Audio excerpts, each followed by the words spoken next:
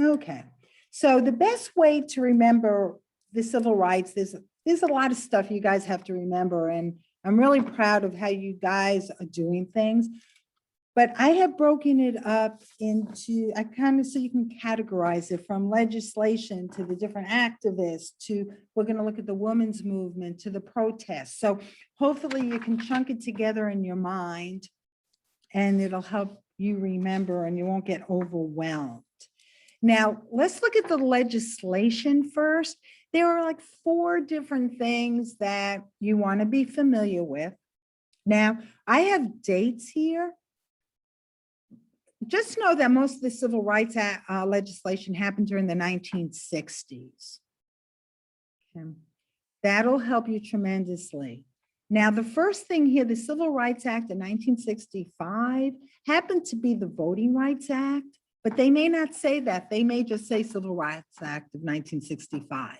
And they're not going to give you a long list of all these things. So, but the Voting Rights Act, the 65, was, I'm looking, prohibited racial discrimination in voting. Okay, makes sense, Voting Rights Act, though again, it'll say 65. The 24th Amendment was prohibiting the poll tax, okay, where now people didn't have to pay money to vote or sign, fill no certain pass exams or whatever it was. Everything was going to be fair and equal now, okay? You didn't have to pay for your right to vote. The biggie is the 1964 Civil Rights Act. That's the very first one that President Johnson put in, and that's the basic Civil Rights Act, where, hey, it prohibits discrimination on the basis of race, color, religion, sex, national origin. Okay. That's the biggie, because it encompasses so much. And then the Civil Rights Act is 68, and it was also called the Fair Housing Act, prohibited discrimination in sale or rental or financing of a home. So if you could afford to buy a house and you had the credit to do it, no one could say you can't buy this house because you have purple skin. Okay, so that's what that meant. Okay, so those are the 4 legislations. I'm going to move on. If you have questions, please holler at me to do it. And I'm assuming you're keeping up because I can't see your beautiful faces. Okay, there are certain activists, certain people that you should be familiar with. I know for sure a few of them you are, but we have Dr. Martin Luther King Jr., probably the most famous civil rights activist, Baptist minister. He was the big leader in the civil rights movement, and he gave I Have a Dream speech in Washington, D.C. And I want you to know, to this day, I have heard this speech hundreds of times. It still gives me the goosebumps. It still moves me like crazy. So that's Dr. Martin Luther King. Rosa Parks, who you should be familiar with, was jailed because she refused to give her seat up in a public bus to a white man. Rosa Parks, it sparked really the whole civil rights movement. Rosa Parks wasn't trying to be an activist. She was a woman who worked hard all day. She was exhausted and tired, and she sat down on the bus and she was asked to move, and she didn't want to move because she was tired. She wasn't trying to start a whole movement, but she was brave and it did.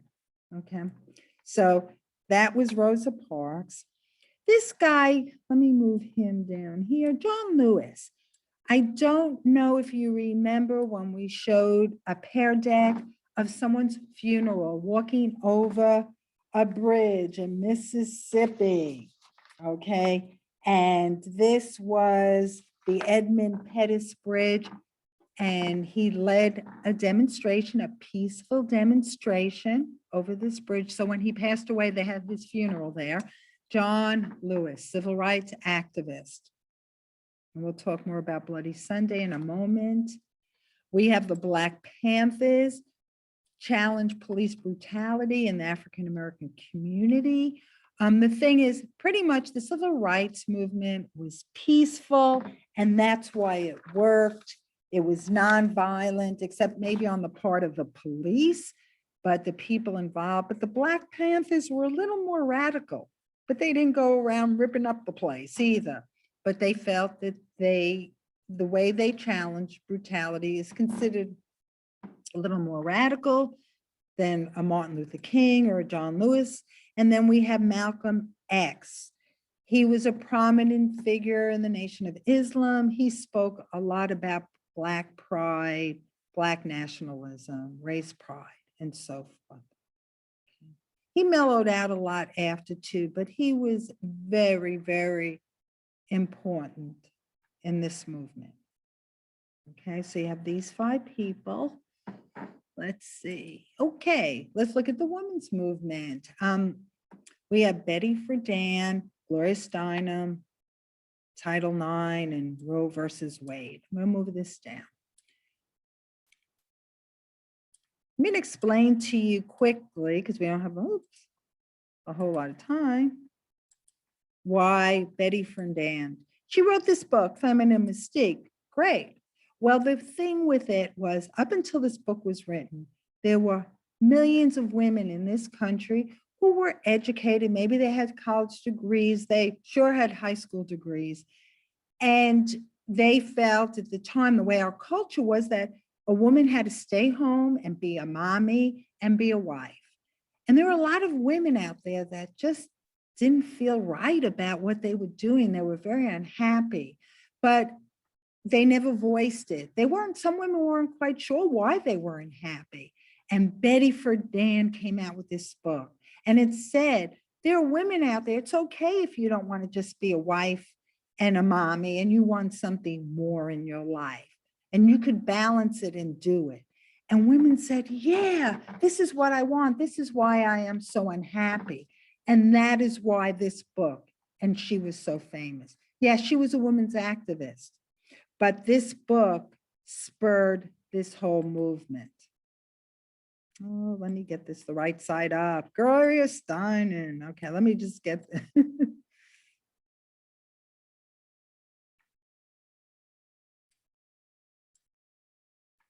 okay, we'll turn her upside down. She's upside down. Gloria Steinem, one of the founders, I can't get her upside down right now. One of the founders of now the National Organization for Women, which is still around.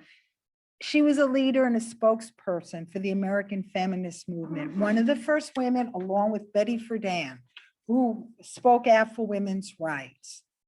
Okay. Roe versus Wade. And you hear about it today. There are still some states trying to get rid of it. You hear it in national politics. You hear politicians.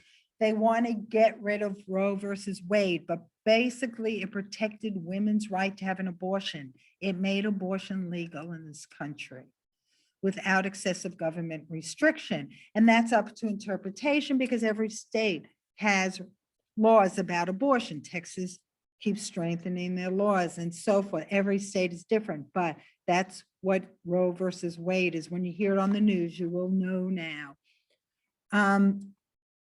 Title IX, okay, which is also the Education Amendment Act, 1972. Okay, most of you know of Title IX for girls, women athletes, girls getting scholarships to play sports, which is only a part of it.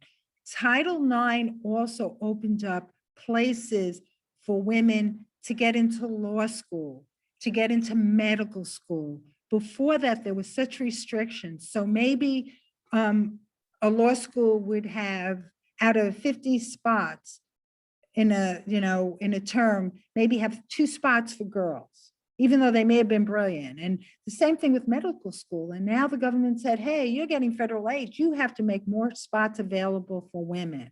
And we have some brilliant scientists and doctors and cancer research and all because they had this opportunity. Okay, so that's what Title IX is. It wasn't only sports. Let's see, protests. Okay, I mentioned Bloody Sunday before. Let me move this on here. Bloody Sunday, right here with John Lewis. 600 people crossed the Edmund Pettus Bridge. It's a peaceful protest. They're marching from Selma to Montgomery, Alabama. As they get over the bridge, the police attack them with clubs, with dogs, and it got violent. Okay, the police made it violent. Okay, the March on Washington. That's where Dr. Martin Luther King did his I Have a Dream speech. There were 250 people gathering at the Lincoln Memorial in DC for civil rights. And I want you to know, in these protests and the others I'm going to talk about, there were people from all over, white, black, purple, green, people, young, old. There was such a unification of people that I wish there was today, like it was then. Okay. And then this also, the Montgomery bus boycott, kind of blows my mind for one reason. Okay, African Americans, and this was after the Rosa Parks thing, went ahead, they refused to ride city buses in Montgomery, Alabama. And they were protesting the segregated seating. What's amazing, you have to know, these people that protested did this for a year. They walked in the rain. They walked to school. They walked to work. Maybe they were able to carpool, but they did this for 1 year. The bus company was going out of business because they had no riders for a year. And they finally changed their policy about segregation.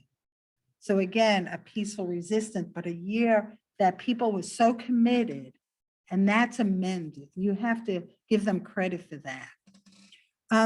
We have Freedom Riders and Freedom Sons Summer. Freedom Riders, bus trips throughout the American South to protest these segregated bus terminals. The problem with the Freedom Riders is some got killed. It was very violent. Again, you had mostly young people from all over the country joining in, white, black, purple, everyone working. And people were viciously attacked as they pulled into restaurants, and some people were murdered. So it was very, very risky, but these people just did what they felt they had to do. And the other one, Freedom Summer, again, young people from all over the country going through Mississippi in an attempt to get as many African-American voters registered, okay, to help people get registered. Okay, so those are your 5 protests that I want you to get familiar with, okay? Let's see. Okay, some court cases. You're familiar with Brown versus Board of Ed, but let's look at it. Brown versus Board of Ed said, hey, segregation in school is unconstitutional. Separate but equal. We may be separate, but it's not equal. Okay, so that's Brown versus Board of Ed. Now, Plessy versus Ferguson upheld the whole idea that separate but equal racial segregation was okay, was separate but equal. Yeah, it was separate, it wasn't equal. That's why Brown versus Education came in later on. So this upheld that law. These are my heroes, the Little Rock Nine. The Little Rock Nine were group 9 African-American high school students who the first day of trying to enter Little Rock High School, have the police there holding them off, have all these white students cussing at them, throwing things at them, attacking them. President Eisenhower sent out the National Guard, and these National Guard, the first day and every day after, would pick these kids up at home, escort them into the high school every day to make sure they were safe. Those were heroes, because how many young people can do this? They were in an all-white high school, 9 African-American kids who would, could you imagine the military picking you up to take you to school? That was courage. And then Sweat versus Painter is another important court case. It said that Black students must be admitted to all white institutions. If you qualify, you have to, like a white person, you have to be admitted to school.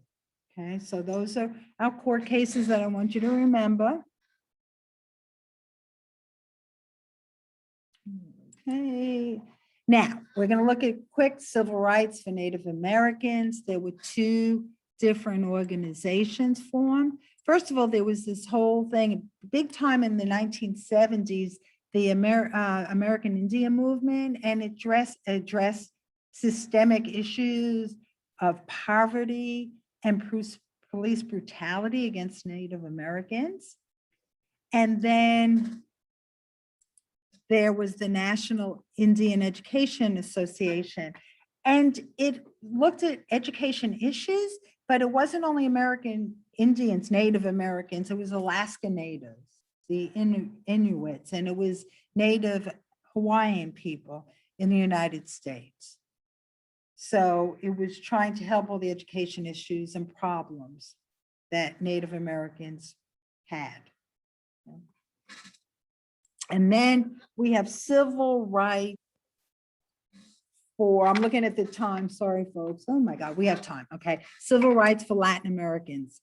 There are two people, Cesar Chavez and Dolores Huerta, and they both were prominent they were labor leaders.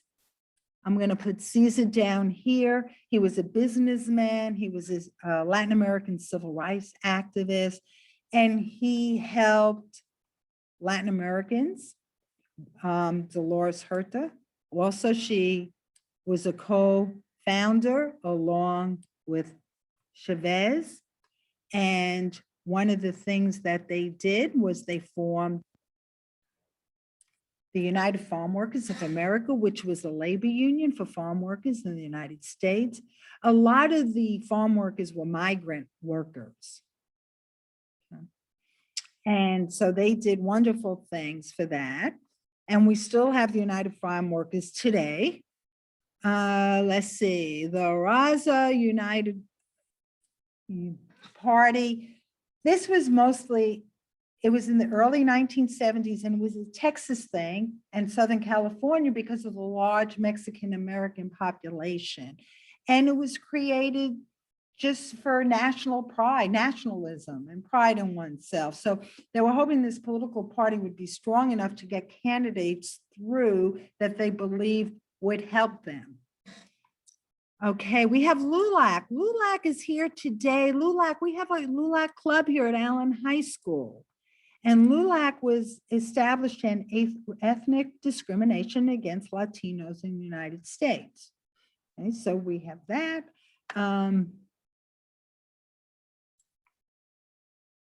Hernandez versus Texas, the court upheld that Mexican Americans and other nationality groups in the US had equal protection under the 14th Amendment. Okay, they could vote. Okay, they had protection that way. And then let me just move this up a little here.